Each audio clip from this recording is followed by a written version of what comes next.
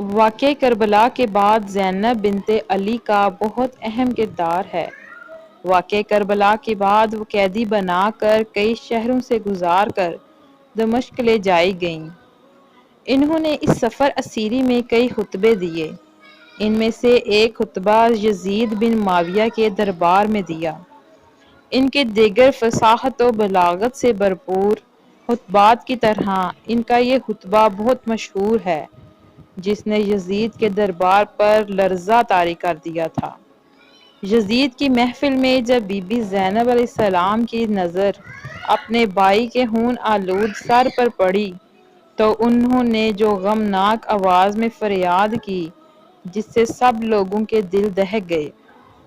آپ نے فرمایا تھا، اے حسین، اے محبوب خدا، اے مکہ و منی کے بیٹے، اے فاطمہ زہرا سید النساء العالمین کے بیٹے، اے محمد مصطفیٰ کی بیٹی کے بیٹے۔ اور پھر وہ خطبہ فرمایا جس نے دشمن حسین کے مقاصد کو خاک میں ملا دیا۔ راوی اس واقعے کی نقل کرتے ہوئے کہتا ہے کہ خدا کی قسم بی بی زینب کی آواز سے وہ تمام لوگ رونے لگے جو یزید کے دربار میں بیٹھے ہوئے تھے، اور یزید اس طرح خاموش بیٹھا ہوا تھا جس طرح اس کو سانپ سونگھ گیا ہو۔ یزید نے ہجران کی لکڑی لانے کا حکم دیا۔ پھر یزید نے اس لکڑی کو امام حسین کے لبوں اور دانتوں پر لگایا۔ ابو برزہ اسلمی جو صحابی رسول تھے اور وہاں پر موجود تھے، یزید کو مخاطب کر کے کہا، اے یزید، کیا تو اس چھڑی سے فرزند فاطمہ کے دندان مبارک پر مار رہا ہے؟ میں نے اپنی آنکھوں سے دیکھا ہے کہ پیغمبر اکرم حسین اور ان کے بھائی حسن کے لبوں اور دندان مبارک کو بوسہ دیتے اور فرماتے تھے کہ تم دونوں جوانان جنت کے سردار ہو۔ جو تمہیں قتل کرے خدا اس کو قتل کرے اور اس پر لعنت کرے اور اس کے لیے جہنم کو آمادہ کرے، اور وہ بہت خراب جگہ ہے۔ یزید غصے میں چیخنے لگا اور حکم دیا کہ صحابی رسول کو باہر نکال دو۔ یزید نے جب امام حسین کے دندان اور ہونٹوں پر چھڑی پھیر کر بے حرمتی کی اور فخریہ اشعار پڑھے تو زینب بنت علی سے نہ رہا گیا۔ انہوں نے کھڑے ہو کر وسیع خطبہ فرمایا، یزید کی تحقیر اور مذمت کی، اہل بیت کی شان بیان کی اور لشکر یزید کے مظالم اللہ کے نام سے جو نہایت رحم والا ہے۔ سب تعریفیں اس خدا کے لیے ہیں جو کائنات کا پروردگار ہے، اور خدا کی رحمتیں نازل ہوں پیغمبر اکرم صلی اللہ علیہ وسلم پر اور ان کی پاکیزہ عطرت و اہل بیت پر۔ اما بعد، بالآخر ان لوگوں کو انجام برا ہے جنہوں نے اپنے دامن حیات کو برائی کی سیاہی سے داغدار کر کے اپنے خدا کی آیات کی تکذیب کی اور آیات پروردگار کا مذاق اڑایا۔ اے یزید، کیا تو سمجھتا ہے کہ تو نے ہم پر زمین کے گوشے اور آسمان کے کنارے تنگ کر دیے ہیں، اور آل رسول کو رسیوں اور زنجیروں میں جکڑ کر در بدر پھرانے سے تو خدا کی بارگاہ میں سرفراز ہوا اور ہم رسوا ہوئے ہیں؟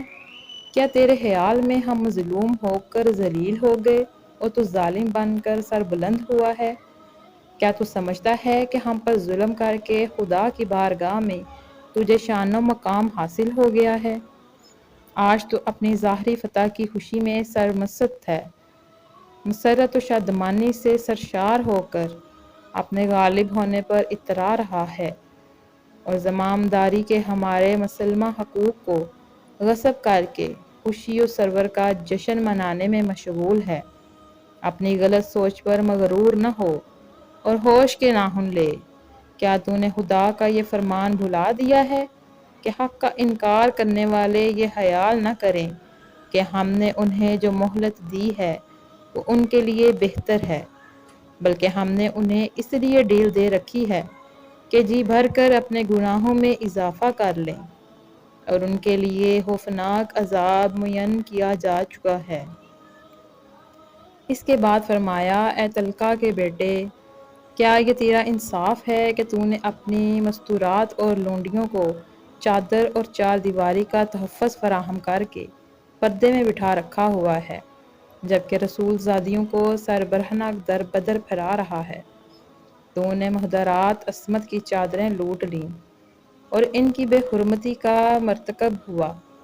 تیرے حکم پر اشقیاء نے رسول زادیوں کو بے نقاب کر کے شہر بہ شہر پھیرایا۔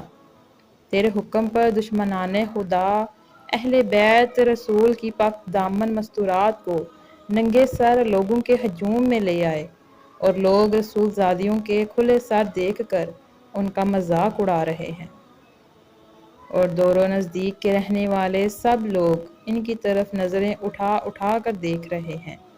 ہر شریف و کمینے کی نگاہیں ان پاک بیبیوں کے ننگے سروں پر جمی ہیں۔ آج رسول زادیوں کے ساتھ ہمدردی کرنے والا کوئی نہیں ہے۔ آج ان قیدی مستورات کے ساتھ ان کے مرد موجود نہیں ہیں جو ان کی سرپرستی کریں۔ آج آل محمد کا معین و مددگار کوئی نہیں ہے۔ اس شخص سے بلائی کی کیا توقع ہو سکتی ہے جس کی ماں یزید کی دادی نے پاکیزہ لوگوں کے جگر کو چبایا ہو، اور اس شخص سے انصاف کی کیا امید ہو سکتی ہے جس نے شہیدوں کا خون پی رکھا ہو۔ وہ شخص کس طرح ہم اہل بیت پر مظالم ڈالنے میں کمی کر سکتا ہے جو بغض و عداوت اور کینے سے بھرے ہوئے دل کے ساتھ ہمیں دیکھتا ہے۔